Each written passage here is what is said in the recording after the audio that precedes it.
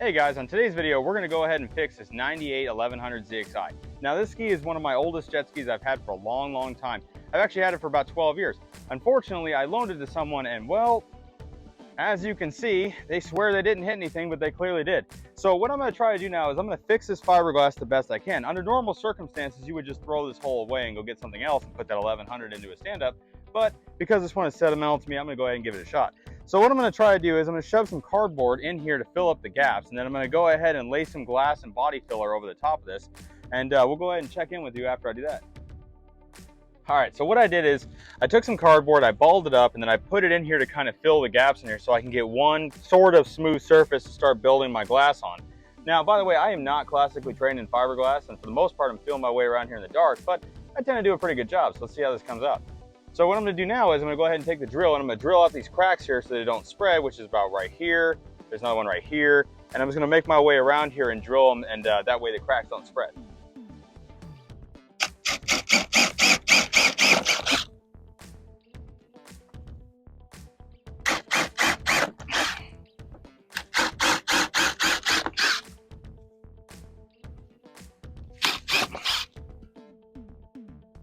A lot of fiberglass around the shop, so what I usually use is this stuff called glass lights. So this is short strand reinforced fiber.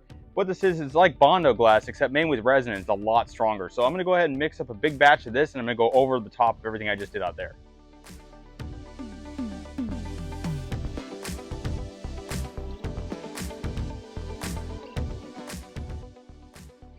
All right, so we're back outside now. So what I'm going to do now is I'm going to wait for this stuff to start setting up, get a little bit thicker so it's not as viscous. And I'm gonna start spreading it over the top of everything we're seeing over here. And then once it's on there, we're gonna get it sort of smooth, and I'm gonna come in here with a DA and I'm gonna smooth it down, lay a little bit of structure glass over the top of it, then do this again.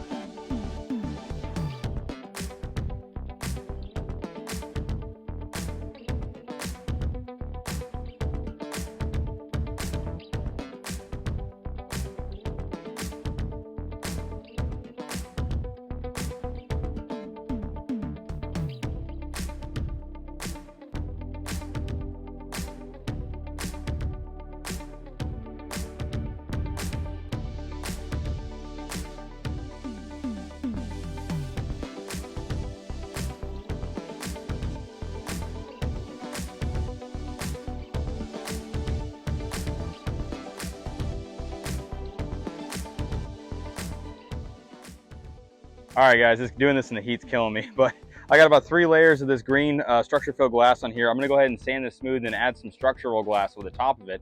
Then I'm gonna sand it down. So we're gonna do another time lapse right now.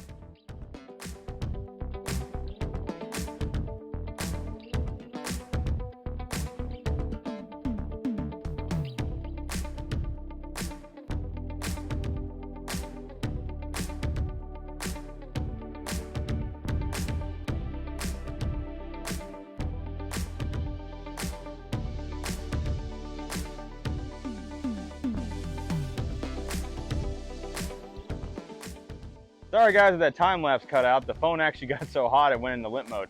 So in any case, what I ended up doing here is I added a couple layers of glass up here and about 5 or 6 layers back here. And at this point, we're gonna kind of wait for it to dry. I'm gonna come in here and just kind of give it a light sanding and a paint. It's not really important if this is super smooth because as every racer in jet ski racing knows, you really don't want it to be smooth. It's the same reason that a golf ball isn't perfectly smooth. Having a little bit of roughness there actually handles a little better. Not to say that it's perfect. I really don't like that I went over the intake grate here, but I can always cut that part off if needed. And for the most part, since this is my own ski, well, it doesn't really matter as long as it works. So we're gonna go ahead and give it a quick sand and give it a paint, and we'll show you the finished product. All right, guys, so we're all done.